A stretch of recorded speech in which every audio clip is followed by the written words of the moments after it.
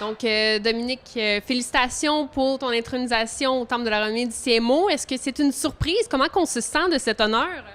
Ben, écoutez, quand j'ai eu l'appel, effectivement, j'étais très touché. Là, surtout qu'on fasse ça la soirée du 50e. C'est déjà la soirée du 50e, pour moi, c'était une soirée qui était tellement importante pour le club.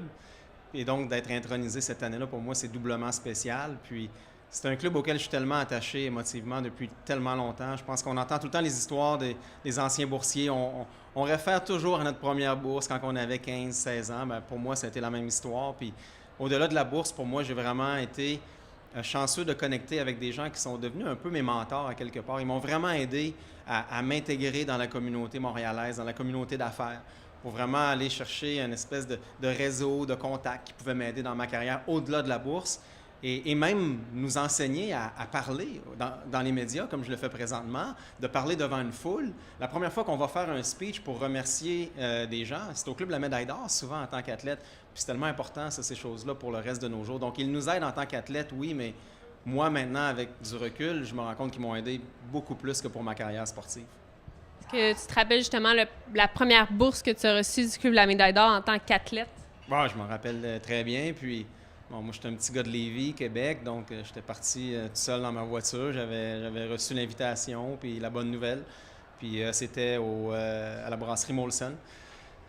Puis comme je le disais, j'ai eu la bourse, j'étais extrêmement touché. Puis là, ben, je devais parler. C'est la première fois que je parlais devant des gens pour remercier pour un geste comme celui-là. Puis ça a été extrêmement stressant comme événement de parler devant ces gens-là. Mais comme je vous le disais, ils ont trouvé le moyen de me faire sentir bien, de me faire sentir parmi eux, puis quasiment de me prendre un peu en charge sous l'oreille. Puis cette bourse-là, ben, je me rappelle, ça m'avait permis d'aller faire un camp d'entraînement là, sans avoir à demander encore à mon père et à ma mère, qui en avaient jusque-là, là, des dépenses pour le ski. Le ski acrobatique, c'est un sport qui coûte très cher, donc ça avait fait une énorme différence pour ma carrière ensuite. Ouais. Ce soir, on souligne principalement aussi ta carrière en tant qu'entraîneur, parce que longue carrière en tant qu'athlète, mais aussi comme entraîneur. C'est quoi les moments les plus marquants pour toi dans cet aspect-là de ta vie?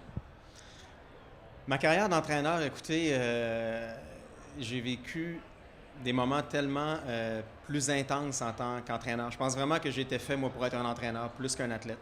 J'ai eu une bonne carrière en tant qu'athlète, mais les émotions que j'ai vécues, même dans mes meilleurs moments d'athlète, n'avaient rien à voir avec ce que j'ai vécu en voyant les athlètes avec qui je travaille performer puis même gagner les Olympiques. Donc, pour moi, ces moments-là, de voir les athlètes avec qui je travaillais en haut de la piste aux Olympiques, et de le voir dans leurs yeux à quel point ils sont prêts, qu'ils ont été bien préparés, que j'ai fait mon travail en tant qu'entraîneur, qu'ils ont été bien encadrés, bien supportés, qu'eux ont fait leur travail.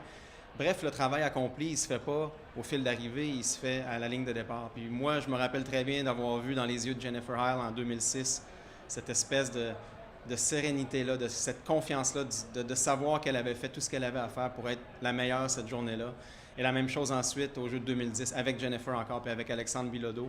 Et pour moi, ces moments-là, je me rappelle très bien, c'est très vif dans ma tête, les moments où ils étaient juste sur le point de se lancer dans leur descente qu'elle allait mener à la médaille d'or olympique. Puis pour moi, c'est naturellement les 2 points les plus forts dans ma carrière, là, c'est clair.